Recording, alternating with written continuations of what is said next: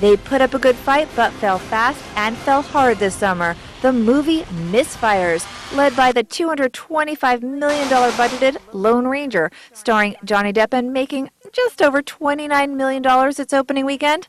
R.I.P.D. died a quick death, the $130 million debacle earning a paltry $12.8 million its first weekend out. Then there is Will Smith's sci-fi drama After Earth with his son Jaden. It got ripped apart, making only $27.5 million on a $130 budget.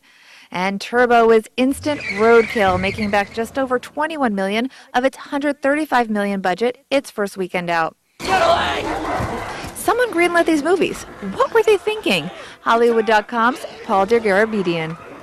I think that's part of it. I think that in some cases, movies that are greenlit by these committees or who is ever putting these ideas together, and they're not thinking about necessarily what the audience really wants. If you have a $200 million budget, and that's just on your production cost, you have to add $50 to $100 million on top of that for marketing and advertising and those kinds of things, and that really adds up. How do you make that back?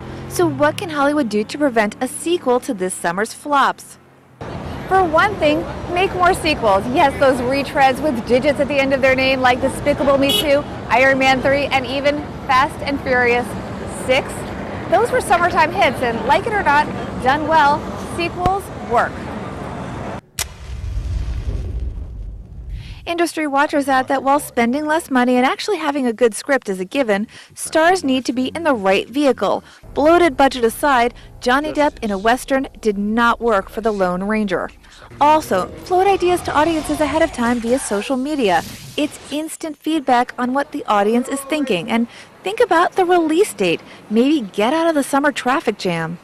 I would tell the studios collectively, you're trying to smash all these films into this 18-week period of the summer, which accounts for 40% of the total year box office. So you can see why they're all clamoring to get in on that. I would also say, pick a release date that might be a little different. Like, as we saw with Hunger Games, which could have easily gone in summer, but it was a March release and was hugely successful. So get creative about release dates as well.